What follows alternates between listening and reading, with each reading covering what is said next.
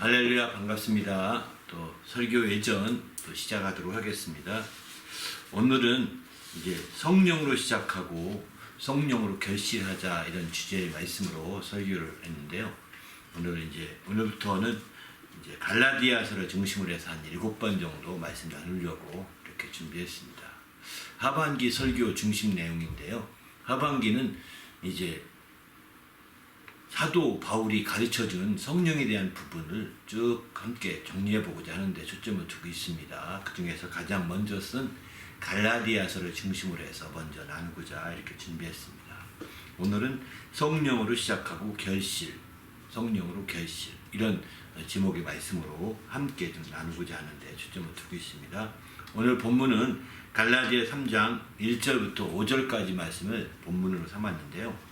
그 중에서 2절과 3절 말씀 한번 읽고 시작하도록 하겠습니다. 내가 너희에게서 다만 이것을 알려 하노니 너희가 성령을 받은 것이 율법의 행위로냐 혹은 듣고 믿음으로냐 너희가 이같이 어리석으냐 성령으로 시작했다가 이제는 육체로 마치겠느냐 이렇게 이제 두 구절 말씀을 읽었습니다. 이제 오늘 설교에 관계된 비하인드 스토리와 또 관계된 질문 사항들을 함께 나누도록 하겠습니다. 그리스도인은 시작은 미약해도 끝은 창대함을 믿어야 된다 하셨는데 자세하게 설명해 주세요. 우리 그리스도인들은 이제 비록 시작은 미약할지 모르지만 그 끝은 창대하다는 사실을 우리가 믿어야 합니다. 이거는 정말 그 크리스찬들이 그 소망을 갖게 하는 가장 큰 말씀이기도 합니다. 우리가 누구나가 시작은 미약하거든요. 누구든 시작은 미약하고 또 여러 가지 형편도 없고 부족함이 투성이지만 그러나 그 끝은 창대한다라고 하는 이 욥기 8장 7절 말씀에 근거를 해서 우리가 소망을 가지고 또 믿음을 가지고 담대히 도전하거든요. 그런데 이 말씀을 사실 현실에서 적용하는 것이 굉장히 어렵게 느껴지는 경향이 있습니다. 무엇보다도 이 말씀이 이제 그 젊은 사람들에게는 어쩌면 그냥 먼 미래 잘 될 것이다. 이렇게 얘기하는 것 같으니까 지금은 어렵지만 잘 될 거다라고 이렇게 말하는 것 같으니까 이렇게 큰 비전도 주고 젊은 사람들에게는 희망을 주는 그런 말씀이지만 반면에 또 연세가 드신 노인분들에게는 바로 이렇게 이게 희망이 아닐 수 있어요. 왜냐하면 눈앞에 당장 그 끝을 바라보고 있거든요. 그 끝이 어딘지 정확히 모르지만 눈앞에 그 끝부분을 거의 눈앞에서 이렇게 보고 있는 상황이다 보니까 그러면 무슨 그 끝이 이렇게 창대하냐 이거는 그냥 말뿐이다 이럴 수 있는 얘기로 생각할 수도 있거든요. 하지만 그것은 단순히 그렇게만 볼 것이 아닙니다. 그러니까 젊은이들에게 비전을 주고 희망을 주기 위한 어떤 그런 메시지로서의 말씀이라기보다도 또 연세 드신 분들에게 이 말씀이 그냥 현실과 동떨어진 말씀이다 라고 그분들의 판단이 그럼 옳은 것이냐 사실 그렇지 않다는 거죠. 연세 드신 분이라 하더라도 이제 정말 이것이 소망을 가지고 희망을 가지고 나갈 수 있게 하는 그런 것일 수도 있습니다. 그러기 위해서 여기서 시작은 미약하지만 그 나중은 창대한다 라고 하는 욥기의 말씀이 창대함에 대한 먼저 이해가 필요한 것 같습니다. 이 창대함이라고 할 때 이 창대함이라는 것은 육신적인 것으로 가득 채워지는 어떤 이런 상태 이런 것들만 생각한다면 큰 오해를 나올 수밖에 없는 거죠. 왜? 당장 연세 드신 분들이 나가 사업하기도 힘든 분들인데 나가 사업하기 힘든 분들이 무슨 창대하게 채워질 게 또 뭐 있겠습니까? 그렇지 않겠어요? 그러니까 연세 드셔 자꾸 은퇴하고 저만 뒤로 물러서야 될 상황인 분들이 또 그 나중에 무슨 더 창대함이 있겠어요? 그런 측면에서 본다면. 그러니까 여기서 창대함이라는 개념이 육신적인 면에서 재물이 많아진다든가 또 육신적인 면에서 명예가 더 높은 명예로 가득 채워진다든가 또 더 나가서는 이제 학식적인 면에서 박사학위 몇 개 정도로 더 많이 물론 박사학위를 70대 노인도 박사학위 80대 노인도 박사학위 받는 사람이 있긴 하더라고요.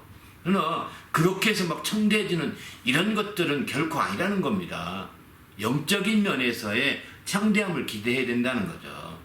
영적인 면에서 창대함을 우리가 바라보고 육신적인 면에서 그렇지 않을지라도 영적인 면, 육신적으로는 쫄딱 망한 것 같고 육신적인 면에서는 아주 형편없고 육신적인 면에서는 아주 보잘것 없을지라도 정말 영적인 면에서는 참된 역사를 이룰 수 있다고 하는 것, 이런 측면을 자꾸 이해해야 되지 않겠는가 하는 생각이 듭니다.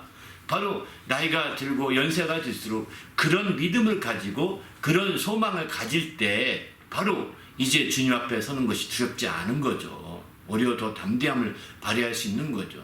그렇게 하기 위해서 꼭 필요한 게 뭐냐? 믿음이겠죠. 믿음이 갈수록 이렇게 정금같이 튼튼한 믿음을 발휘할 수 있어야 되지 않겠습니까?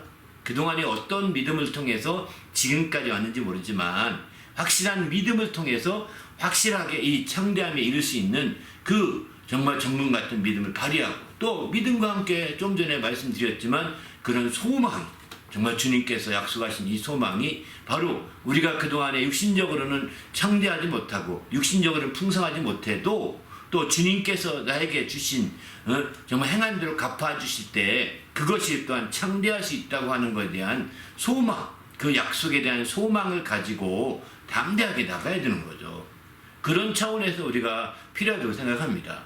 더 나아가서는 단순하게 어떤 그 믿음과 소망으로 그냥 이렇게 뭉뚱그려서 밀어붙이려는 것이 아니라 왜 나중 이게 그 시작은 미약해도 나중은 창대하다 이렇게 말씀드렸냐면 바로 우리 주님이 알파요 오메가이기 때문입니다. 처음이요 나중이고 시작이요 끝인 분이시기 때문에 그렇습니다. 바로 우리 주님이 우리 인생 끝에서 우리 주님이 우리의 삶에서 그 끝을 완전히 우리 주님으로만 장식될 수 있다면 그 사람은 창대한 역사를 볼 수밖에 없을 것입니다. 바로 우리가 우리 자신의 삶을 끌어갈 때 우리는 우리 시작도 모릅니다. 그러나 모르지만 그 시작도 주님이로 말미암아 시작됐다는 것을 믿는 자들 그 차이지 않습니까? 또 우리의 끝도 잘 모릅니다. 우리가 조금 나이 들면 끝이 어떻게 지내니까 좀 어떨 것 같아 예상은 해보고 예측은 해볼 수 있지만 그러나 그 예상과 예측은 바로 그게 주님의 그 모든 월권을 할 수 있는 아주 그런 부분이거든요. 그래서 잘못 예상하고 잘못 예측할 수 있기 때문에 그런 부분에 대해서는 내려놓으셔야 됩니다. 그리고 마침내 우리는 이제 주님께서 역사하신 그런 부분을 따라서 주님께 맡겨가야 되는 거거든요. 내가 내 삶에 내 계획대로 안 됐을지라도 내 삶에서 나의 계획이 그래 실제로 실행되지 못했을지라도 우리는 주님이 우리의 삶의 마지막을 장식할 수 있다면 주님이 우리의 삶의 마지막을 주님이 거기서 끝을 맺어주시고 주님께 그 모든 걸 맡겨서 끝맺음이 잘 될 수만 있다면 우리는 얼마든지 창대한 역사를 이루어갈 수 있다고 저는 확신합니다. 그런 사람들 중에 대표적인 사람이 순교자라고 볼 수가 있는 거죠. 순교자는 알다시피 무슨 창대한 걸 가지고 있습니까? 순교자가 무슨 큰 교회를 만들었으며 순교자가 무슨 그 엄청난 그 많은 재물을 쌓아두고 또 그걸 가지고 헌금하겠으며 순교자가 어찌 또 박사학위 몇 개 받을 수 있겠습니까? 순교자는 우리가 알다시피 그런 거 할 틈이 없어요. 정말 그러나 그는 그의 삶의 끝이 자기 마음대로 안 됐을지라도 자기 생각대로 안 됐을지라도 주님이 그 끝을 장식하게 한 대표적인 케이스라고 볼 수 있는 거죠. 바로 주님이 그 끝을 장식하게 하시는 거예요. 그래서 우리는 우리 주님이 그렇게 장식할 때 하나님의 큰 역사를 이룰 수가 있는 거죠. 우리도 이제 주님 안에서 우리의 시작은 난 잘 몰라서 넘어왔다고 하더라도 주님으로 말미암아 시작됐다는 걸 믿으시 너무 모르기 때문에 그러나 우리의 끝은 우리가 공부하면서 살아온 세상을 쭉 이렇게 예상해 보면서 끝을 얼마큼 전망해 보고 끝을 얼마큼 예상해 볼 수 있는 상황이 되다 보니까 너무 지나치게 자기가 끝맺음 하려는 경향이 많습니다. 이렇게 해서는 창대한 역사를 이루기가 어렵습니다. 주님이 끝맺게 해야 됩니다. 할렐루야. 주님이 그 끝을 장식하게 해야 됩니다. 그래서 주님 손에 나를 얹어놔야 되는 거예요. 주님 손에 나를 드리오니 내 영혼을 받으시옵소서라고 주님의 우리 영혼을 의탁해야 되는 거죠. 그리고 마침내 주의 뜻대로 그 우리의 삶의 마지막 부분을 우리가 다 해나갈 때 마침내 주님이 정말 창대하게 역사하지 않겠습니까? 저는 그걸 믿습니다. 주님이 알파요 오메가이기 때문에 정말 그렇습니다. 제가 지금 오늘 이와 같은 설교를 하고 이와 같은 함에 있어서 저는 정말 목회에 있어서 성공했다, 이렇게 육신적인 면에서는 성공했다 하기 어려운 상황에 지금 처해 있습니다. 왜? 작은 교회를 운영하고 있으니까요. 그래서 제가 정말 저 자신을 위로하기 위해서 지금 이런 설교한다, 이렇게 말할 수도 있을지 모르겠지만 그렇습니다. 저는 이런 믿음 가지고 이렇게 하는 거예요.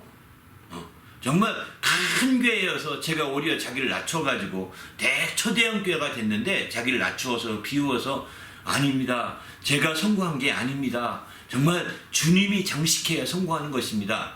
라고 이렇게 말할 수 있으면 참 좋은 설교일 텐데 저는 지금 제 상황과 환경과 여건과 모든 것들이 사실은 성공적이고 창대하다 이렇게 말하기가 어려운 지금 인생의 끝부분에 와 있거든요. 그러다 보니까 오히려 이제 이렇게 설교해도 목사님이 힘드니까 마음에 그렇게 위로하려고 이렇게 하는구나 이렇게 생각할지도 모르겠지만 아닙니다. 저는 제 믿음은 여기에 있는 거죠. 정말 주님께서 저는 제가 계획했던 거, 제가 생각하고 그려놨던 거 다 이제 정말 주님께서 이루도록 인도하진 않으셨어요.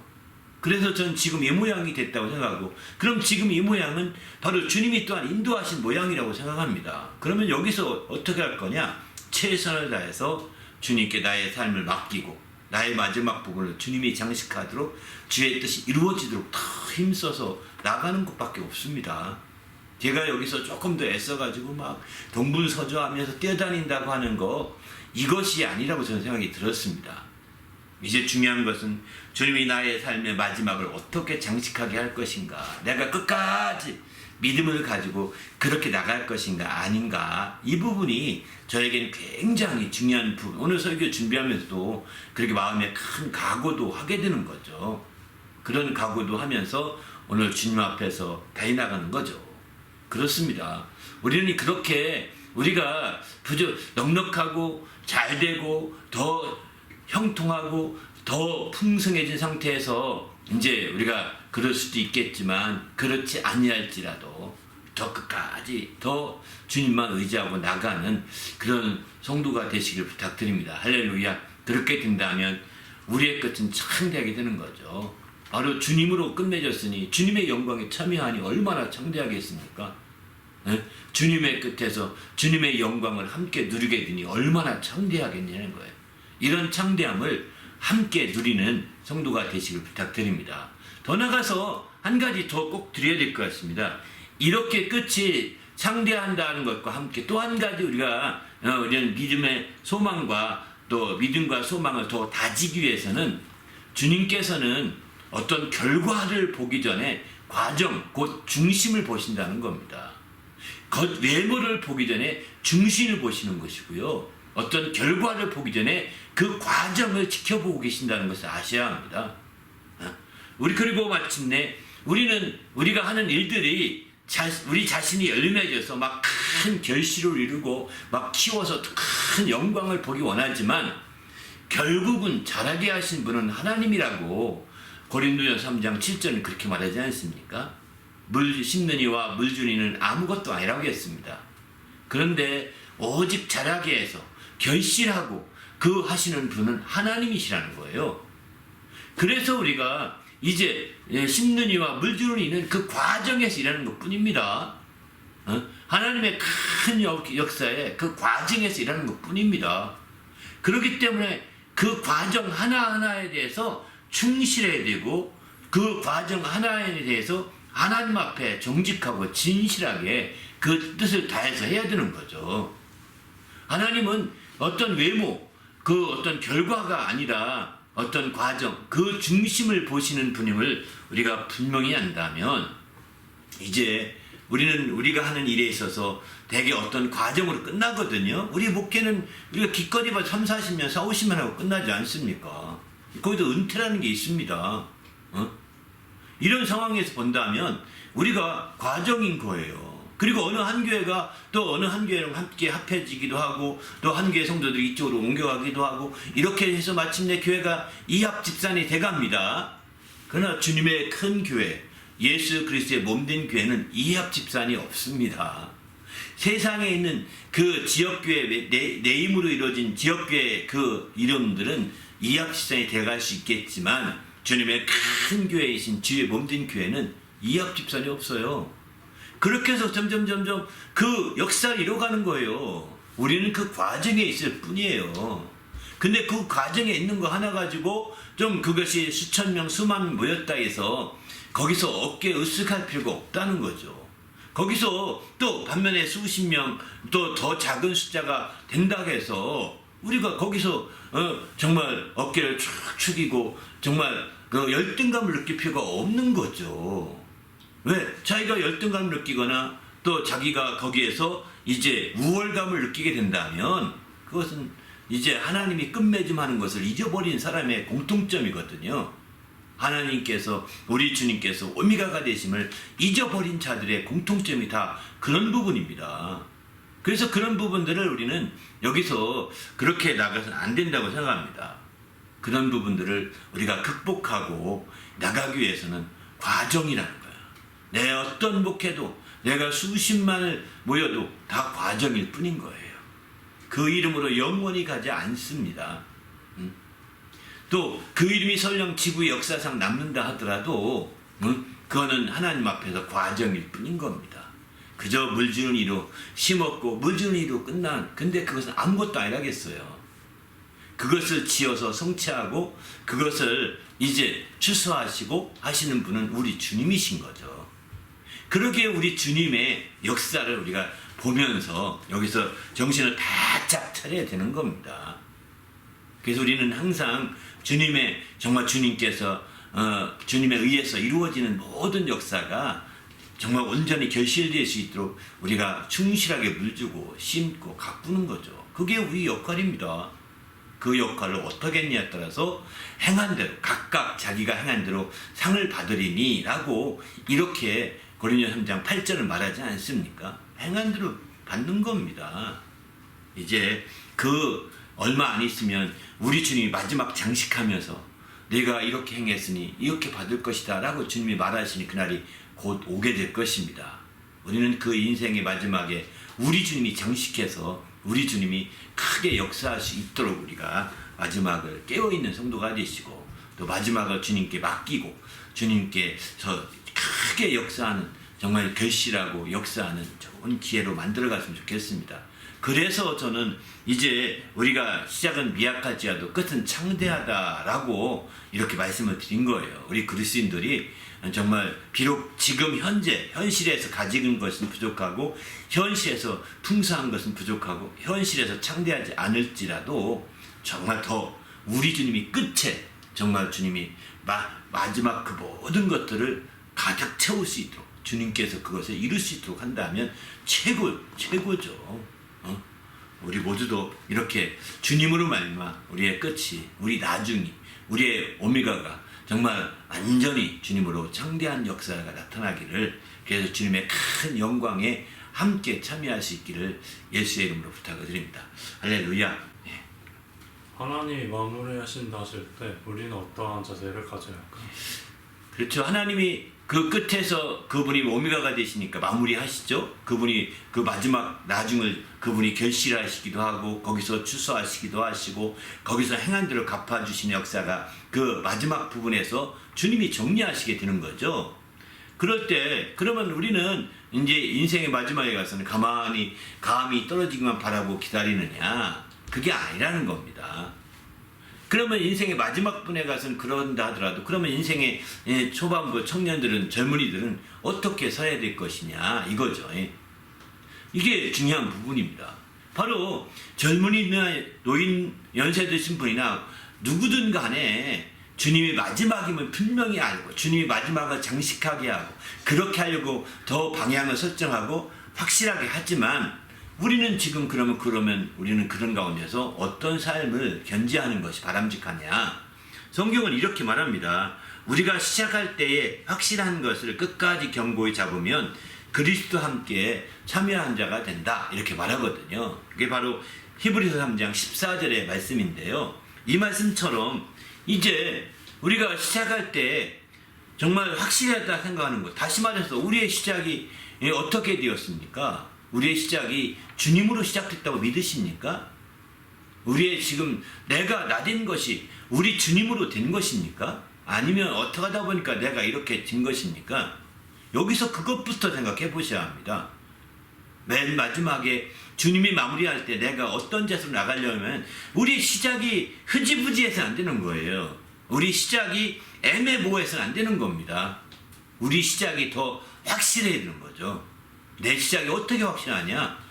내 시작에서 주님이 어떻게 관여했는지, 내 시작에서 주님이 어떻게 시작해서 이끌어 오셨는지 이거를 여러분이 느끼시고 알아야 되는 거죠. 우리의 시작 부분이 우리 주님과 무관하게 지금 오다 보니까 이렇게 우연하게 여기까지 왔다가 생각한다면 아마 당신은 그 끝 마무리 주님께 맡기기 어려울 거요. 그러나 시작이 확실하게 주님으로 말미암아 시작된 것을 안다면 이제 끝도 주님께 맡기면서 나갈 수 있는 거죠. 그리고 그때 자세는 시작할 때 확실하게 생각했던 그것을 꼭 붙들고 나가면 되는 거예요. 별거 아닙니다. 어쩌면 특별한 수는 없습니다. 그러나 시작할 때 이제 정말 확실한 것을 주님으로 말미암아 시작됐다고 하는 확실한 것을 여러분이 모르면 모를수록 끝이 애매모호해질 가능성이 큽니다. 주님께 맡기기보다는 자기가 끝마무리 하려고 몸부림치기 쉽다는 것입니다. 애매모호하다는 것은. 주님께 맡겨서 그 영광에 참여하는 길보다는 자기가 조금 더 노력해서 조금 더 애써서 더 잘 만들고 잘해보고 막 몸부림치지만 그 모든 것이 허사이기 쉬운 거죠. 성경에 그런 말씀하지 않습니까? 우리가 계획할지라도 그것을 인도하신 분은 우리 주님이시라는 것입니다. 주님께 맡겨야죠. 저도 제가 계획한 게 있습니다. 제가 계획했던 거를 우리 자녀들에게도 얘기한 적도 있습니다. 그리고 마침내 그 계획한 것을 이제 제가 자세히 제가 하나님께서 이거 뭐 그냥 우연한 계획이 아니라고 저는 생각합니다. 하나님께서 저에게 이런 계획을 주실 때는 정말 또 다른 하나님 뜻이 있지 않을까 생각해서 제가 잊어버리고 싶지 않아서 자세히 기록해 놓으려고 합니다. 그리고 마침내 내가 이렇게 기도했고 이렇게 계획했고 기도했는데 하나님이 인도한 발걸음은 지금까지 이런 모습이었다. 바로 저는 우리의 후손들에게 또 후배들에게 얘기하면서 그 얘기를 간증할 거예요. 얘기하면서 이제 정말 이 기도를 내 마음에 들면 너도 기도 좀 해주렴. 또 이런 기도가 이렇게 될 수 있도록 기도해보렴. 하나님이 기회가 된다. 하나님이 허락하시면 내가 그런 기도 함께 그동안에 나부터 계획하고 기도했던 것들이 함께 응답받을 수 있는 기회가 될 것이다 라고 이렇게 말씀드리고 싶은 거죠.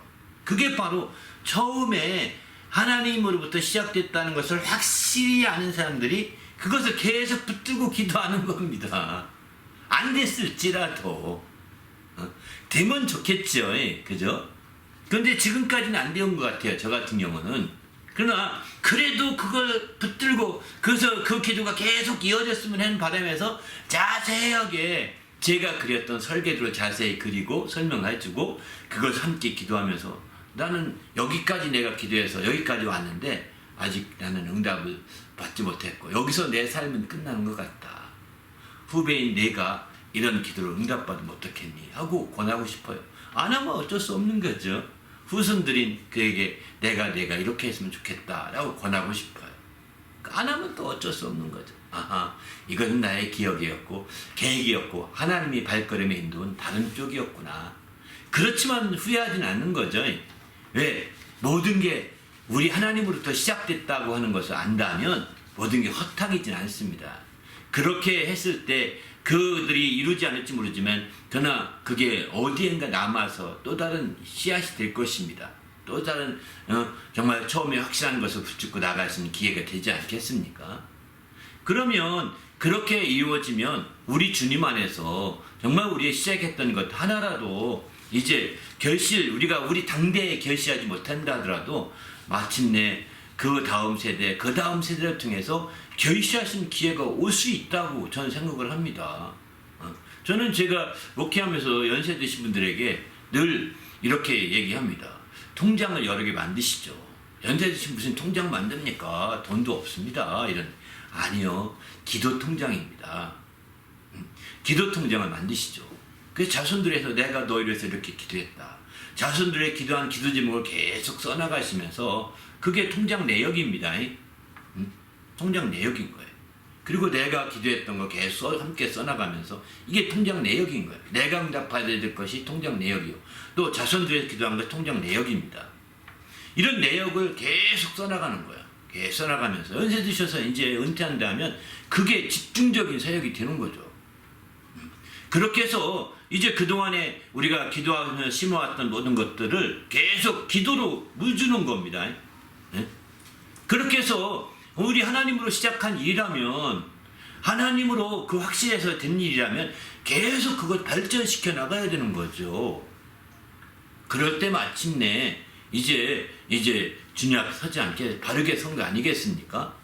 그리고 마침내 이제 당신이 드디어 인생의 끝을 다다랐다면 그 당신의 기도 통장 하나를 그 해당하는 자손이나 후배한테 주는 겁니다. 내가 널 위해서 이렇게 기도했는데 내가 응답 꼭 받아라. 나는 이렇게 물주는 것으로 내 삶은 마감된다. 이제 내가 이것을 통해서 하나님의 응답을 받아서 더 놀라운 정말 창대한 역사를 이뤘으면 좋겠다. 나는 물주는 것을 끝나고 주님이 이 부분에 대해서는 주님이 갚아주실 것이다. 라고 하면서 그에게 위임하고 맡기고 가는 거죠. 그럴 때 마침내 우리가 주님 앞에서 놀라운 역사를 이룰 수 있는 거죠. 여기서 시작할 때 확실한 것을 끝까지 잡는다고 하는 것은 바로 그와 같은 것입니다.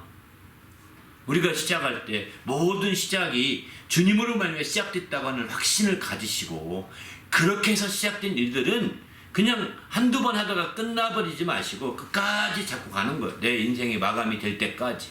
그리고 그렇게 된 것들, 마치 그 통장이라고 좀 비유했는데 그 기도 통장을 이제 비록 내가 그를 불러서 유언하지 못할지라도 그렇게 해서 하나님께 맡기고 가는 거죠.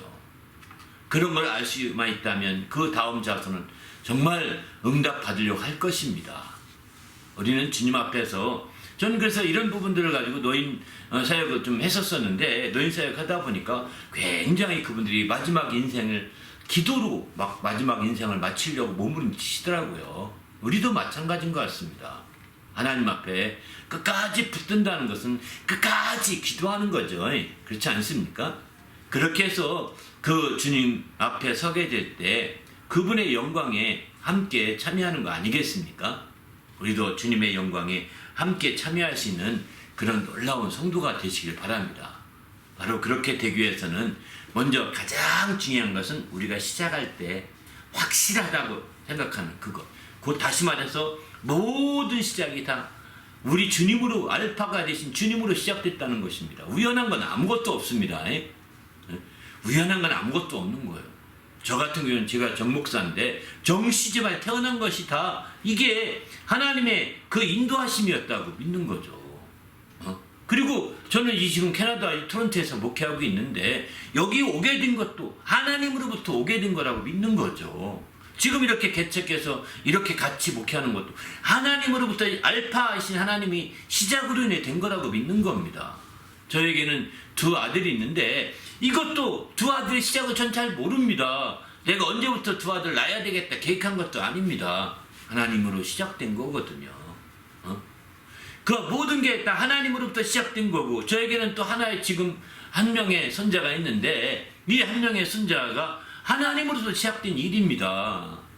이런 모든 일들이 다 하나님으로 말미암아 시작됐다고 하는 것을 더 확신 있게 안다면 이제부터 그걸 끝까지 놓지 말고 붙잡고 나가야 되는 거죠. 하나님으로 시작된 일들을 통하여 영광을 받으시도록, 하나님이 시작한 일들을 통하여 그의 이름이 영화롭게 될 수 있도록 끝까지 붙들고 나가야 되는 겁니다. 그러면서 그것들을 위해서 하나하나의 기도 통장을 만들고 끝까지 기도하면서 마침내 주님 앞에 서는 날까지 담대 나갈 때 하나님께서 그 우리의 삶에 더 놀라운 역사를 이룰 수 있는 거죠. 내가 스스로 포기하고 좌절하고 놓는 것이 아니라 더 아름답게 그렇게 발전시켜 간다면 우리 주님의 길이 있지 않겠습니까? 이런 정말 놀라운 끝까지 이게 잘 마무리하는 비결이지 않겠는가 생각이 듭니다. 주님이 우리의 끝을 마무리하고 장식하실 그때에 우리는 끝까지 이렇게 잡고 나가서 주님 앞에 정말 영광에 참여할 수 있는 성도가 되시길 바랍니다. 그저 주님이 다 하시니까 우린 놀면 돼. 우린 뭐 감이 언제 떨어지든 주님이 다 먹일 거니까. 그러면 이건 운명론자예요. 제가 운명론자로서 얘기한 것이 아닙니다. 우리의 분명한 끝이 아름답게 될 수 있도록 믿음으로 도전해 가시길 바랍니다. 할렐루야. 예.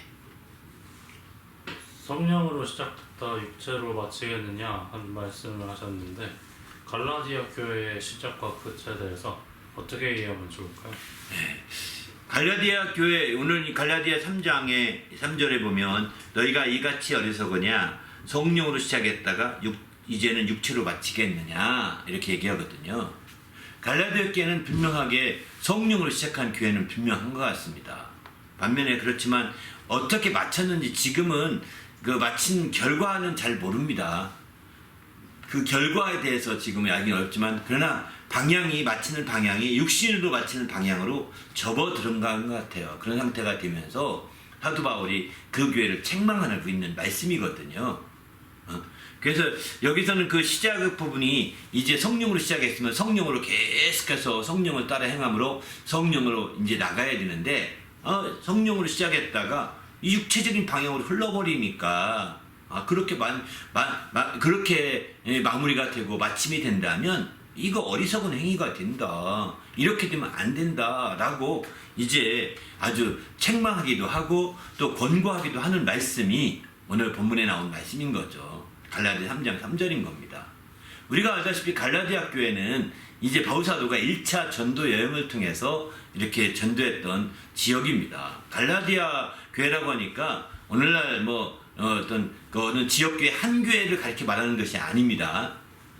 바울 사도가 서신서를 쓸 때 그 어느 지역교회 한 교회를 향해서 쓴 것이 아니고 특별히 갈라디아 교회는 한 교회가 아닙니다. 다른데 에베소서, 골로새서는 어떤 한 교회라고 해도 왜 그 지역교회 한 지역이거든요. 그야말로 한 지역의 이름을 가지고 했지만 갈라디아 교회는 좀 더 넓은 지역입니다. 넓은 지역. 이런다면 온타리오 교회, 그러면 온타리오 주 전체 그 얘기잖아요. 그러나 토론토 교회면 토론토 지역 가까운 좁은 법이기 때문에 이렇게 모아질 수 있지만 그 온타리오 교회라고 마치 한 것과 똑같은 표현입니다. 그 갈라디아 교회 중에서도 사도 바울이 이제 전도하기 힘썼던 교회는 어떤 교회냐면 갈라디아 지방에서도 남쪽 지방입니다. 그러니까 남쪽 온타리오 교회라고 남쪽 이렇게 표현하는 거 똑같은 거죠. 남부 지역, 갈라디아의 남부 지역입니다. 그러니까 바울이 갈라디아 교회라고 썼던 건 거기만 다녔기 때문에 남부 갈라디아라고 특별히 표현 안 써도 바울이 전도했던 그런 지역이었구나.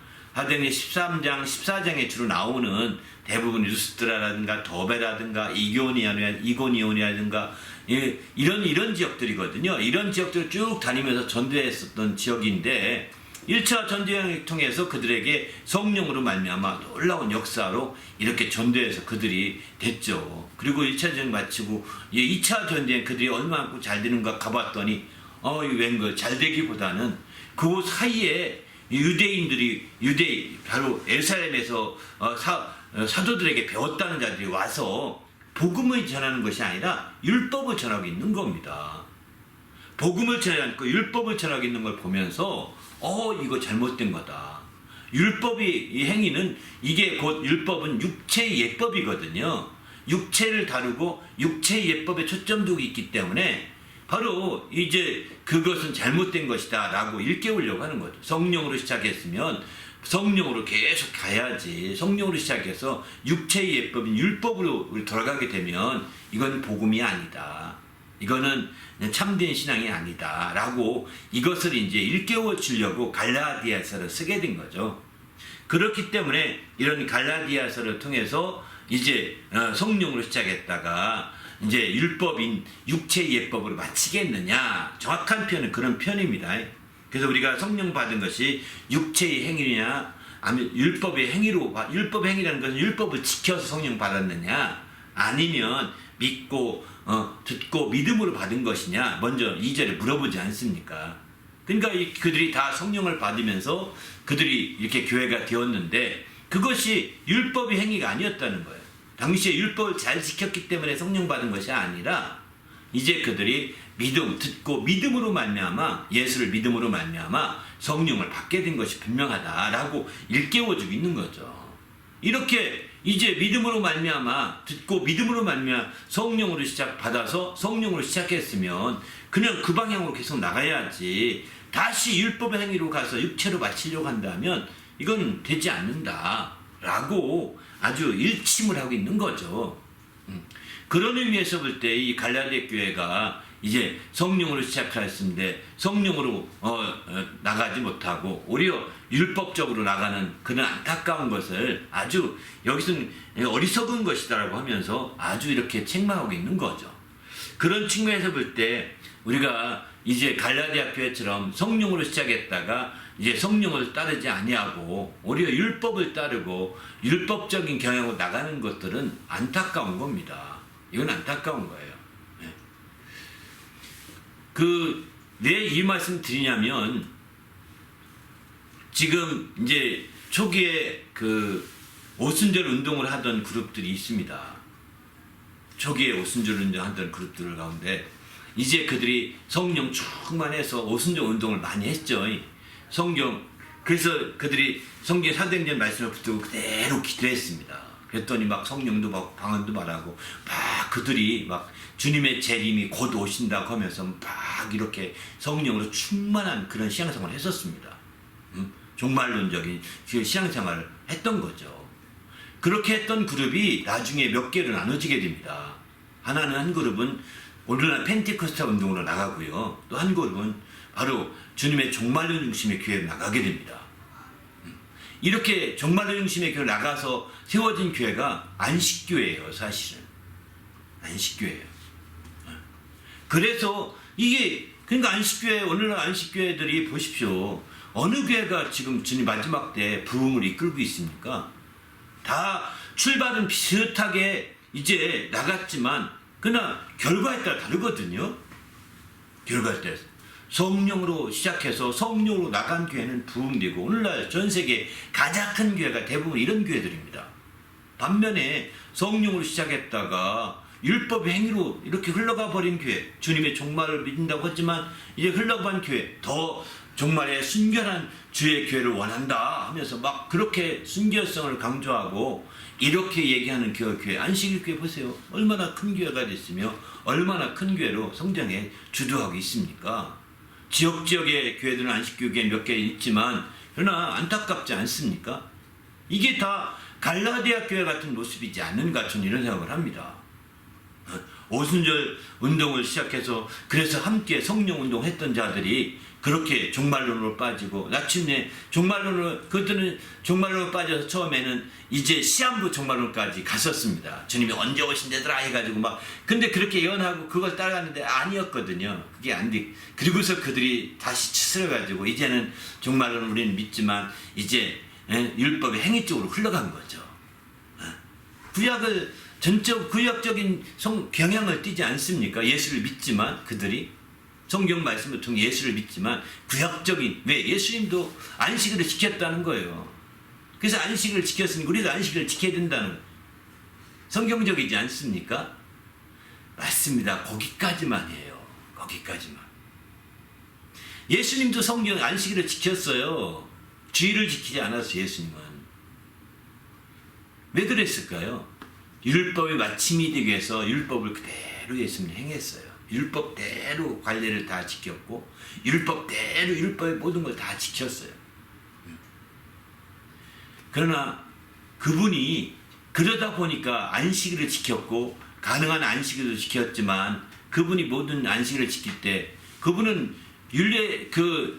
율법의 관례대로 지키진 않았습니다. 바리새인들이 정한 규범대로 지키진 않았습니다. 오히려 주님이 인도하신 주의 뜻 가운데 안식일의 주인이기 때문에 주님이 그 자의적 해석을 하면서 안식일을 지켰죠. 예? 그래서 그 문제로 바리새인들과 얼마나 많이 옥신각신합니까? 그런 사대 그 신약 성경을 보면서 또 제가 또 안식일을 지키는 경향이 있었어요. 왜? 회당을 찾아갔거든 먼저. 회당을 찾아갔거든요. 그러다 보니까 제가 또 안식일에 왜 유대인들을 만나려면 회당을 찾아가야 되거든요. 회당장 집에 자기도 하고 막 그랬잖아요. 사도행전을 보십시오. 그러다 보니까 안식일을 지켰다, 안식일을 지켜야 된다. 이거는 아닙니다. 그냥 전도하기 위해 간 거고 그들이 할 수 있으면 열심히 있게 하려고 몸부림치느라고 그렇게 한 거지. 그게 목적이 아니잖아요. 안식 후 첫날에 떡을 떼었다고 하는 그런 개념을 우리가 성경에 분명히 알고 그 주님의 부활하신 것을 기념하는 주일을 지켜야 된 것을 생각한다면 이게 큰 차이가 있는 거죠. 우리도 그런 측면에서 우리가 이제 갈라디아 교회는 그 교회 양상과는 다르지만 오늘 안식일 교회를 보면서 갈라디아 교회의 모습을 이렇게 그런 모습이 중첩돼 보이는 이유가 안타까울 뿐입니다. 바로 우리도 갈라디아 교회처럼 이제 시작한 것을 끝까지 잡아야죠. 그렇게 잡지 않고 나간다면 안식일 교회처럼 이제 어리석은 교회가 되고 어리석게 되는 거예요. 이게 안타까움이죠. 우리는 계속해서 갈라디아 교회를 앞으로 설교 계속 나누고 말씀을 나누면서 정말 그런 약점을 극복하고 함께 발전된 모습이 되시기 부탁드립니다. 할렐루야. 예. 성령을 따라 행하면 육체의 욕심을 이루지 않는다고 했는데 설명해 주세요. 예. 갈라디아서 5장 16절에 그렇게 말씀하죠. 성령을 따라 행하면 바로 육체의 욕심을 이루지 아니한다. 이렇게 표현하고 있습니다. 그래서 17절 보게 되면 육체의 소욕은 성령을 거스리고 성령은 육체를 거스르나니 이 둘이 서로 대적함으로 너희가 원하는 것을 하지 못하게 하려 합니다. 이렇게 말씀하시거든요. 그러니까 성령과 육체의 관계는 서로가 이렇게 거슬려서 그 일을 하지 못하게 서로가 그렇게 하는 관계인 거죠. 그러니까 우리가 지금 육체로 흘러가는 것은요, 내가 의지적으로 성령을 따르지 않으면 육체로 흘러가는 건 자동무드가 되는 겁니다. 여러분 육체로 흘러가는 거, 육체 욕심을 따라가고 흘러가는 것은 자동무드예요.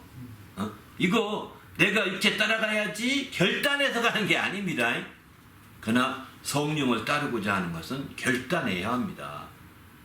자꾸 시인해야 합니다. 자꾸 인정해야 합니다. 내가 그렇게 인정하고 시인하고 결단해도 또 육체의 모습이 자꾸 또 드러나서 성령의 역사를 가지 못하도록 거슬려서 또 육체 쪽으로 끌고 갈지도 모르겠어요. 그러나 또 나는 성령의 사람이다. 나는 성령을 받아 방언도 말한다. 나는 성령의 사람이고 이제 성령을 따라야 된다. 나는 성령으로 시작했으니 성령을 붙들어야 된다. 하면서 자꾸 또 말씀대로 자꾸 성령의 말씀을 가지고 또 자꾸 시인하고 성령의 말씀을 가지고 자꾸 또 이제 결단하고 이렇게 나가야 되는 거예요. 그거 안 하면 육체의 모드로 그냥 싹 전환됩니다. 신기합니다 이거. 육체의 그 욕심으로 싹 전환됩니다. 육체의 편리함으로 싹 전환됩니다. 육체의 것으로 싹 전환됩니다. 육체의 정욕으로 싹 전환됩니다. 너무 많습니다. 육체로 전환될 것은. 그리고 육체의 속성이 드러나서 금방 아주 막 이렇게 설교는 정말 천사처럼 잘 설교했는데 금방 전환돼서 막 악마처럼 싸웁니다. 왜 이럴까요? 천사 같은 설교를 들었는데 또 악마처럼 정말 싸웁니다. 악마의 그 메신저가 된 것 같이. 예?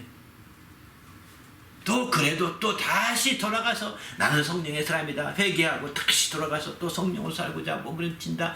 자꾸 그렇게 해야 육체의 욕심을 이루지 아니하고 육체가 더 이상 정욕이 틈타지 못하게 육체의 소욕을 제어할 수 있는 자가 되는 거예요. 그렇지 않으면 안 되는 거예요. 우리가 손안에 든 이 셀폰이 있지 않습니까? 요즘 이 셀폰이 정말 악마의 구렁텅이일 수도 있거든요. 이게 악마의 구렁텅이기도 하고 이게 정말 천사의 돕는 손길이기도 합니다. 여러분 이게 어떻게 작용하고 있습니까? 여러분에게는 여기를 통해서 하나님 말씀을 가까이 하고 그 말씀이 들려지게 하십니까? 아니면 이걸 통해서 육체의 소욕을 따라가는 쪽으로 가십니까? 어느 쪽으로 가냐는 거예요. 이게 우상이 될 수 있고 하나님을 섬기는 도구가 될 수 있는 거예요. 하나님 섬기는 도구가 될 수 있는 거예요. 어떻게 똑같은 것을 놓고서 이게 우상이 될 수도 있고, 우상이 돼서 쫓아다니면 이거 끊지 못한 우상이 되는 겁니다. 여기에 매달려서 글 걷는 거 보세요. 매달려 보면서 가고 도대체 안 보고 가면 안 됩니까? 응? 그렇게 가고 거기다 이어폰까지 끼워서 그렇게까지 집중한 적, 성경에 그 집중해 본 적 있습니까? 네? 하나님 말씀에 그렇게 집중해 본 적이 있냐고요. 성령이 그렇게 집중합니다. 이것을 침대까지 끄고 갑니다. 이것을 침대까지. 이것을 침대까지 끄고 가서, 침대 가는 이유는 거기서 누워서 쉬려고 하는 거고, 쉬다 보면 잠도 자려고 하는 거고, 있는 건데, 거기서 다 아주 눈이 피곤해질 때까지 다까지 보다가 녹초가 되어 잠을 잡니다. 그러니 잠을 제대로 잘 수 있겠습니까? 이걸 보다 잠드니 잠을 제대로 자겠냐고요. 그렇지 말고요. 이걸 여기서 설교를 켜놓고 설교를 들으면서 스르르 잠드는 건 괜찮아요. 이게 좋은 도구가 될 수 있어요. 그런데 그렇지 안 하고 대부분이 그렇게 안 하잖아요. 우리는 지금 바로 이게 자동 모드예요. 야곱이죠. 야곱이 이스라엘이 되어서 에삼 집에 갔다 오잖아요. 그죠? 에삼 집에 에삼촌 집에 가서 거기 생활하고 7년 넘게 지나면서 이제 다 재물을 가지고 돌아오잖아요. 돌아올 때 그들이 가지고 나온 게 있습니다. 에삼 집에서 드라빔이라는 거예요. 드라빔을 갖고 나오는데, 이 드라빔은 그냥 들고 다니는 우상이라고 합니다. 부적 같은 건가 봅니다. 들고 다니는 거예요. 이렇게 자기가 그 마음을 위로하려고 성경 구절 같은 거 써서, 당시에 성경이 없으니까 어떤 요즘으로 쓴다면 우상이, 이게 들고 다니는 우상이에요. 그것을 이제 가지고 나왔어요. 그런데 저들이 도망간 다음에 보니까 삼촌이 보니까 자기 집에 있는 그 들고 다니는 우상이 없어졌어요. 드라빔이 없어졌어요. 드라빔이. 그래서 저놈들이 가져갔구나. 그래서 막 쫓아가서 막 쫓아가죠. 그랬더니 막 놀라가지고 왜 오셨냐 했더니 너희들이 우리 들어보면 가져갔지. 이래서 막 찾습니다. 근데 가져가는데 그거 오는 거 보면서 그 딸 중에 이제 그걸 알고 눈치채가지고 얼른 그것을 자기 치마 밑에 넣습니다. 말 밑에, 안장 밑에 넣습니다. 다 뒤져도 안장 밑에까지 못 뒤지잖아요. 그래가지고 이제 그냥 가지고 왔는데, 그게 사실 우상숭배 그 미끼가 된 거죠. 사실은. 왜 제가 이 드라빔 얘기를 하냐면, 셀폰이 드라빔 같은 거예요. 정말 이게 들고 다니는 우상 같은 겁니다. 이거를, 성령을 여러분이 따르게 되면 이것을 거스릴 수 있어요. 보면 안 되겠다 탁 놓고 또 멀리 놓고 이렇게 여러분이 끊을 수가 있게 됩니다. 성령을 따르게 되면. 그러나 성령을 따르지 않으면 또 보고 싶고 또 보고 싶고 또 보고 싶고, 밤새도록 보고 싶고. 요즘 짝을 보십시오. 셔츠를 보십시오. 정말 저도 화장실 가서 그거 보다가 정말 시간 가는 줄 몰라요. 안 되겠다. 우리 화장실이 우리 1층에 하나 가지고 우리 쓰는데 온 가족이 내가 이렇게 하면 안 되겠다. 이 어느 날부터 이게 안 되겠다 결심해서 이제 안 들고 갑니다. 왜? 그거 보느라고 화장실 볼일은 안 보고 그거 보느라고 시간 다 보내거든요. 우리는 스스로 규칙을 만들 필요는 있습니다. 이게 여러분의 규칙 가운데 들어있어서 이렇게 움직여 가야 여러분이 이게 문명의 이기요, 신앙의 이기로 쓸 수 있지. 그렇지 않으면 이것은 당신의 신앙을 좀먹는 드라빔같이 될 수 있습니다. 드라빔같이. 이렇게 안 되고 정말 성령을 따라 행해서 온전히 역사하시길 바랍니다. 제가 한 예로 셀폰을 자세히 든 거예요. 저희 집에서 셀폰을 얘기합니다. 적어도 셀폰은 식탁에 앉아 밥 먹을 때 셀폰을 보지 말아라. 같이 앉아서 밥 먹는데 셀폰 보면 지금 얘기하려고 밥 같이 먹는데 셀폰 보고 있으면 어떡하냐. 또 차에 승용차에서는 셀폰을 보지 말아라. 이메일 잠깐 확인하기 위해서 보는 거 외에는 보지 말아라. 셀폰을 꺼라. 승용차에서. 또 침대에서는 좁은 공간이죠. 셀폰을 보지 말아라. 더구나 부부가 셀폰 보고 있다가 그냥 알아서 자요. 침대에 있지만 부부가 셀폰 보면서 그렇게 각각 지각각 사니 생각을 해보십시오. 다툼이 더 커지지 않겠습니까? 차이가 나는 거죠. 그리고 나서 좁은 공간에서 셀폰, 또 공중적인 공중장소에서는 셀폰을 자꾸 안 보는 게 중요하죠. 개인적인 공간이 주어져서 본다면 모르지만 공적인 공간에서 공적인 일을 해야 되는데 셀폰을 보면 안 되는 거죠. 더 나가서 화장실 같이 공동 장소인데 이런 작은 공간 자기가 셀폰 보면서 남을 불편하게 할 수 없지 않습니까? 가능한 빨리 볼일을 보고 나와야 그 다음 사람들이 또 보지 않겠습니까? 이런 부분들을 우리가 늘 염두에 둬야 되겠다는 거예요. 우리는 주님 앞에서 어쨌든 성령을 따라 행하시길 바랍니다. 그러면 육체의 욕심을 이루지 아니하고 정말 그리스도와 함께 영광에 참여할 수가 있는 거죠. 바로 앞서서 말씀드린 것처럼 우리가 마지막을 예수님으로 마지막 장식하려면 어떻게 하면 잘 수 있느냐? 여기도 비결이 있는 거죠. 바로 성령을 따라 행하는 것이 그 비결이기도 합니다. 성령을 따라 행하게 될 때 육체의 욕심으로 끌려가지 않게 되고 오히려 이제 그래서 5장 갈라디아 5장 18절 보면 율법 아래서 벗어날 수 있게 된다고 말하거든요. 성령이 인도하신 바가 되면 율법 아래서 벗어날 수가 있다는 것입니다. 율법 아래서 벗어나면 뭘까요? 진리 아래 거하게 된다는 뜻입니다. 진리 아래. 성령이 인도한 바다 진리 아래 거하게 되면 그게 바로 행복하게 되는 길인 거죠. 진리 안에서 너희를 진리를 알면 진리가 자유케 하기 때문에 우리는 진리 안에서 자유케 됨으로 행복하게 될 수 있는 거예요. 우리 신앙인의 자유 행복은 자유를 통한 행복인 거지 소유를 통한 행복이 아닙니다. 세상에서는 소유한 것으로 행복하고 소유로 한 것으로 정말 그렇게 행복을 추구하지만 이거는 이 사라지고 헛된 행복입니다. 오직 자유를 통한 행복, 자유함을 통하여 드리는 행복이 진짜 행복인데 이게 진리를 알게 되면 가능한 것이고 성령이 인도함 받으면 진리 가운데 인도되어서 진리를 알고 이런 행복까지 할 수 있는 그게 바로 최후의 그 행복은 어디에서 나타나요? 그리스도와 함께 영광에 참여함으로 그 행복을 우리가 누리게 되는 거죠. 그래서 이런 행복한 신앙생활이 되시길 바랍니다. 할렐루야. 네. 방금 전 아까 질문에 시작한 것을 확실히 하라고 하셨는데 이거를 들을 때 들었던 생각이 달란트의 비유가 있잖아요. 예. 그거를 어떻게 오늘 관점에서 어떻게 이해해야 되나? 예. 그것도 중요하죠. 시작할 때 그 확실한 것을 이제 그 확실히 알아야 된다는 건데 그 확실한 것을 잡으라고 했는데 달란트에서는 알다시피 달란트를 주었잖아요. 어떤 그 누가복음에서는 문화 비유로 똑같이 한 문화씩 주었거든요. 그러나 마태복음에서는 달란트 비유를 통해서는 달란트를 각각 다르게 주었습니다. 다 하나님으로 말미암은 거예요. 나는 좀 요즘 모양 욕구리라 나를 인정하지 않는구나 이렇게 생각하면 하나님으로 시작된 것이 아니라 자기 생각으로 시작하고 있는 거라니까요. 하나님으로 말미암은 것이면 이제 나는 5달란트 받을 만한 나는 부족한데 하나님이 이렇게 준 거 본다면 바로 하나님이 인정해 주신 감사하다. 그러면 하나님 뜻대로 더 살아야 되겠다 이러는 것이고 2달란트 받는 2달란트 받는 사람대로 내가 하나님으로 말미암았다. 그것도 확신한 거죠.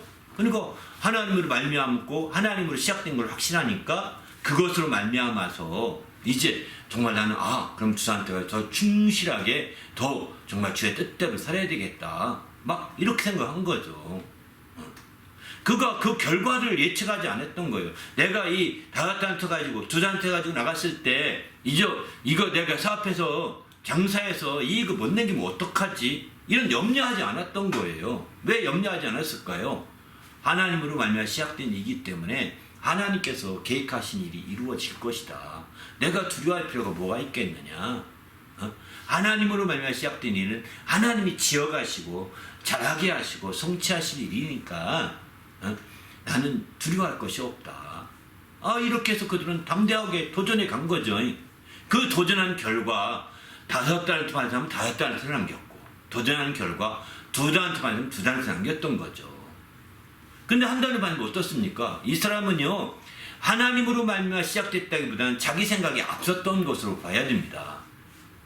이 사람은 바로 시작에 대해서는 확신을 갖지 못하고, 왜 나한테는 1달러밖에 안 주지? 저 사람들은 2달란트 또 5달란트 주는데 왜 나한테는 하나밖에 안 줄까?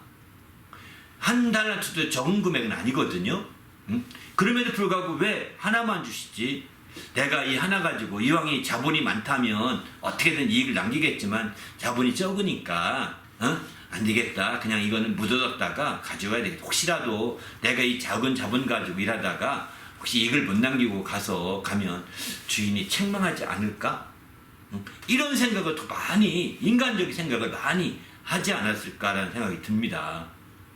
그래서 그가 말한 발언 가운데 보면 주는 굳은 사람인지라 이렇게 표현하지 않습니까?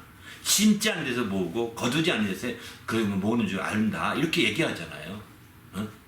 그러니까 그는 바로 정말 그 주인에 대해서 오해하고 있는 거예요.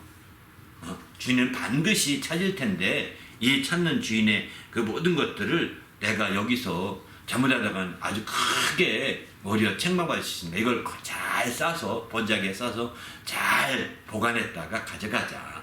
이 보관하려고 하는데 이게 이제 그 집에 보관하면 도둑이 가져갔잖아요. 그러니까 도둑이 안 가져가게 하려고 그걸 잘 싸서 그것도 지하에 땅속에 묻어둔 거죠. 아무도 모르게.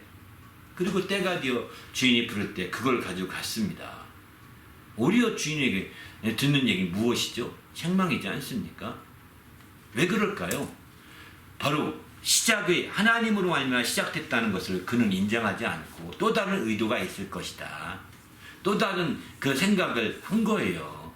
하나님으로 모든 것을 생각하지 아니하고 또 다른 걸 생각하다 보니까 또 다른 결과가 나온 거고, 그 결과 주인을 제대로 믿지 못하게 되는 결과까지 나오게 되는 거죠. 그 결과 악하고 게으른 종이라고 하는 책망을 듣고 그 있는 것까지 다 빼앗기는 그런 그 어처구니없는 결과까지 초래하지 않습니까? 우리도 마찬가지입니다. 우리의 시작을 우리 하나님으로 말미암아 시작됐다, 우리 주님으로 말미암아 시작됐다고 확실히 믿고 어떤 일이든지 간에 그 일에 충실하게 주의 뜻대로 열심히 살게 되면 되는데, 그 일을 그렇게 하지 않습니다. 내가 이것 때문에 내 인생이 망쳐, 이것 때문에 내 인생이 힘들어져, 이것 때문에 내 인생이 어려워져, 이런 식으로 계산하기 시작한다면 잘못된 길을 왔다고 생각할 것이고, 마침내 그는 이제 주인을 잘못 이해하는 결과를 빚어질 수밖에 없는 거예요. 주님을 잘못 이해하는 결과로 빚어질 것이고, 마침내 그렇게 행동한 결과 주인으로부터 칭찬받을 수 있겠습니까? 책망을 피할 수 없고 주인에게서 악하고 게으른 종이라고 하는, 악하다, 정말 이렇게 표현하지 않습니까? 그러니까 우리는 여기서 우리가 생각할 것은 어떤 일이든 간에요, 우연한 것은 없다고 보셔야 합니다. 우연한 것은 없습니다. 여러분 오늘 잠깐 막 이렇게 나와서 뭐 어떤 일, 잠깐 앉아서 일을 하다가 갑자기 어떤 생각이 나서 어떤 일을 꼭 할 수밖에 없는 상황이 됐어요. 이거 우연한 거 아닙니다. 그리고 할 수밖에 없이 그렇게 했다면 그건 우연한 것이 아니라 또 다른 하나님의 인도하심이 있는 거예요. 하나님으로 시작됐다라고 믿어야 됩니다. 우연한 것이 아니. 그래서 하나라도 성실하고 진실하고 하나님 뜻대로 열심히 최선을 다한다면 짜투리 시간 가지고 조금 할까 말까 하지 말고 열심히 하는 겁니다. 짜투리 시간 내서 좀 하다가 힘들다, 시카타 또 셰프 좀 볼까 보다가 좀 시간 내서 좀 내일 만나야 되니까 해야 되고, 이렇게 해서 안 되는 거예요. 그것이 어떻게 쓸지 모르지만 최선을 다해서 준비하는 거예요. 우리가 여러분 앞에 떨어진 일들을, 그러면서 또 여러분이 구하는 비전을 따라서 막 구하고 또 기도하고 도전해 가는 거죠. 한 가지를 통해서 또 다른 면을 보고 그런 걸 통해서 여러분의 길이 또 달리 열리고 또 달리 열리고 또 달리 주님이 인도할 수 있는 많은 경우가 있거든요. 근데 우리는 자기 생각에 선입관이 있어서 그런 선입관으로 인해서 우리가 이제 그 시작을 왜곡시킨 경우가 있다는 것이죠. 시작을 부정적으로 보고 하나님으로 시작하는 것보다는 우연한 것으로 이거 해가지고 벌 소득이 있겠어, 인간적인 생각이 더 많을 수 있는 거죠. 물론 그것 가지고 아무 인간적인 생각을 해서 아니라고 한다면 뭐 어느 시점부터는 딱 끊든가 이렇게 여러분이 정리할 마음을 갖게 하시고 하나님 뜻이 연결되어 있다면 잘 이루게 해달라고 기도하면서 더 열심히 해야 되죠. 그냥 애매한 태도를 지나가면서 시간만 죽인다면 이거는 이제 시작할 때 확실한 것을 잡기가 어렵습니다. 이렇게 잡지 못하니까 주님의 영광에 참여하기도 어려울 수도 있는 거죠. 우리는 주님 앞에서 이 시작할 때 확실한 것을 좀 잡을 수 있길 바랍니다. 할렐루야. 주님의 인도하심을 인정하는 것입니다. 내 뜻대로 안 된 거, 이게 다 주님의 뜻대로 된 것이라고 인정하는 것도 굉장히 중요한 거죠. 그런 시작 가운데서. 우리는 주님의 도우심을 이렇게 받으시고 인도하심을 느끼면서 살 수만 있다면 이제 그렇게 해서 시작할 때 확신했던 그것을 끝까지 붙들고 늘어진다면 이게 바로 인생의 그 마지막 주님이 장식하게 하는 지름길인 거죠. 그래서 주님의 영광에 참여하는 자가 되는 거죠. 그러면 우리는 그게 성공이에요. 내 삶에서 창대한 어떤 재물이 없고 내 삶에서 창대한 지식이 없고 내 삶에서 창대한 명예가 없을지라도 그리고 그 모양 그 꼴로 이렇게 살아갈지라도 주님이 나를 순교자로 인정한다면 주님이 나를 순교자와 같이 이렇게 믿음으로 산 자로 인정할 수만 있다면 우리는 성공인 거 아니겠어요? 나는 너를 안다. 내가 주의 뜻대로 살려고 몸부림친 거 안다. 주님이 이렇게 인정할 수만 있다. 인정해 준다면 정말 되는 거죠. 우리 모두도 욕심을 내려놓고 주님 앞에 중심을 지키시길 바랍니다. 할렐루야. 그래서 그 과정 가운데 하나님의 역사가 분명하게 하나님의 뜻대로 살면 되는 거예요. 과정에서 하나님이 역사가 분명하게 느끼면 그 뜻대로 산다는 방향 설정이 정확히 만들면 되는 거거든요. 더 성실하고 더 열심히 더 열정적으로 더 정직하고 더 적극적으로 이렇게 살아가면 되는 거예요. 하나님 뜻을 말씀을 따라서. 그거 바빠서 난 큐티 못하겠어 하면 안 되는 거겠죠. 큐티는 큐티대로 꾸준히 하면서 그거 꾸준히 해서 하나님 뜻 이루고 또 이제 또 그게 또 내 삶의 전부라고 한다면 그거 그렇게 인생을 걸고 하겠지만 인생이 아니라고 한다면 전부가 아니라고 한다면 부분이라고 한다면 또 내 인생의 그 비전을 위해서 더 계속 또 추구해 가야 되는 거죠. 이렇게 나갈 때 정말 주님께서 그 길을 확실하게 인도해 주시고 그렇게 끝까지 잡고 나가면 주님의 영광을 볼 수 있는 거죠. 전 이렇게 되었으면 좋겠습니다. 할렐루야. 예. 또 오늘 말씀 전하시면서 설명하시고 싶으셨던 부분이 있을까요? 여기 오늘 본문에 보면 이제 그 어리석은 자 너희가 이렇게 이같이 어리석으냐라고 이렇게 묻거든요. 이같이 어리석으냐. 그래서 이제 어리석은 자 영어로는 스투피드라고 얘기하죠. 예? 이 바보, 이 천치 같은 놈 이런 뜻이잖아요. 한국에서는. 예? 근데 이 갈라디아 교회가 이런 어리석은 사람이라는 거예요. 예? 너희가 이같이 바로 어떤 사람이 어리석으냐? 성경의 신약성경에 세 가지만 나오는데 이 세 가지만 좀 말씀드리면서 오늘 마칠까 생각합니다. 바로 첫 번째는 이 갈라디아 교회 같이 어리석으냐? 바로 성령으로 시작했다가 육체로 마치는 사람. 성령으로 시작했다는 건 복음으로 시작한 것이거든요. 복음으로 시작했다가 율법으로 마치는 것. 이게 다 어리석은 것입니다. 성령으로 시작했다가 율법 행위로 끝나가는 것. 율법 행위를 지키고 그렇게 마치려고 하는 것. 어리석은 겁니다. 우리가 신앙생활 오래 하다 보면 율법적인 규칙이 자꾸 세워집니다. 피할 수 없습니다. 바로 우리가 예를 들면 큐티를 하더라도 규칙이 세워지잖아요. 내가 이렇게 해야 되겠다. 아침 일어나서 해야 되겠다. 점심에 또 이렇게 그것대로 하다 보면 그게 자기 기율이 돼요. 이것도 또 다른 율법의 행위예요. 전부 다 하다 보면. 그래서 그렇게 못해가지고 막 정죄받으면서 나 같으니 뭘 할 수 있겠어. 이렇게 하면 율법행위에 빠져버린 거예요. 어? 율법행위에 빠져서 율법적인 정죄받 당신은 그 큐티 오래 하기 힘들 겁니다. 그리고 그걸 지키면 당신은 거만해질 것입니다. 왜? 율법을 지켜서 오만한 자, 거만한 자 같이 살거든요. 그러나 정말 우리는 성령으로 시작했으면 언제 우리가 큐티로 시작했나요? 우리의 시작이 성령으로 시작했잖아요. 그러면 큐티 행위는 그거로 끝나서 안 되는 거죠. 남들의 규칙을 지키고 규율을 세울자 하더라도 그것을 이제 성령을 따라 더 계속 발전시켜 가야지. 그렇게 그 규범에 세워져서 그 규범을 못했다고 자기를 막 책하고 욕하고 자기를 멸시하고 무시하고 이거요. 진짜 자기를 무시하는 게 아니에요. 어이구 너 같은 거 뭐 어떻게 이거 귀신들이 하는 짓입니다.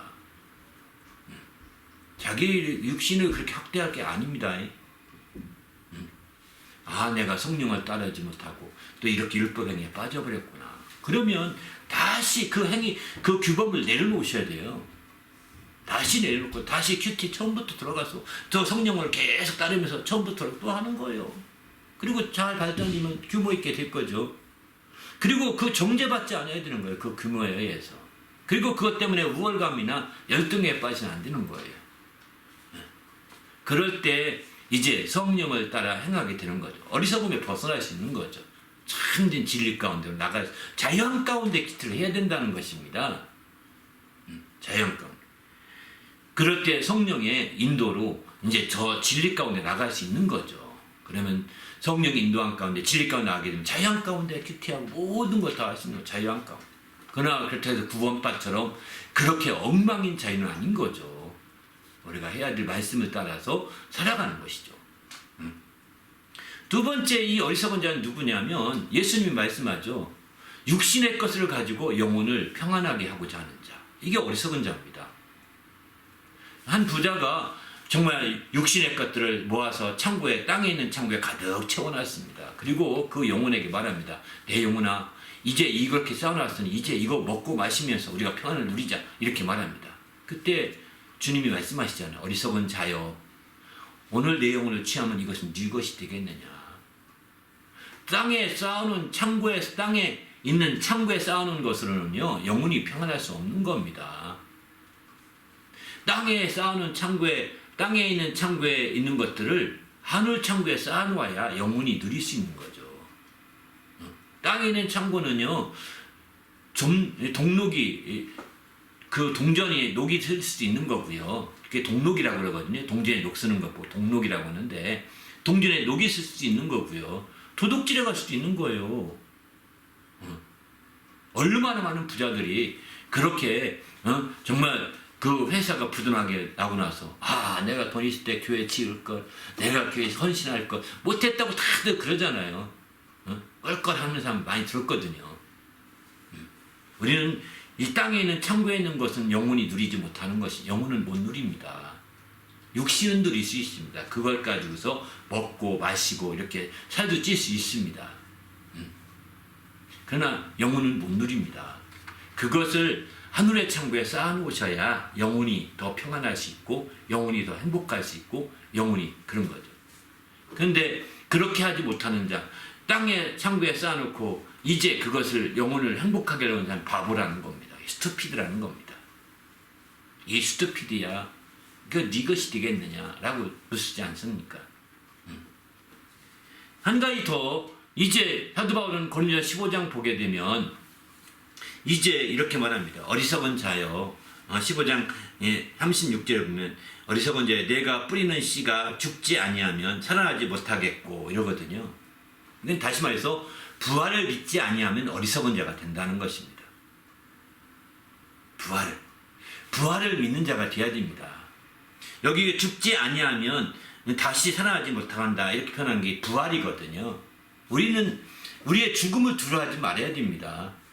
우리는 씨앗이 땅에 떨어져 죽어야 많은 열매 맺는 것이지 그게 죽어서 그게 씨앗이 싹트지 않으면 아무 성이 없거든요. 우리 육신은요 죽음을 통해서 새로운 이제 싹이 트는 것이 바로 이게 부활인 거거든요.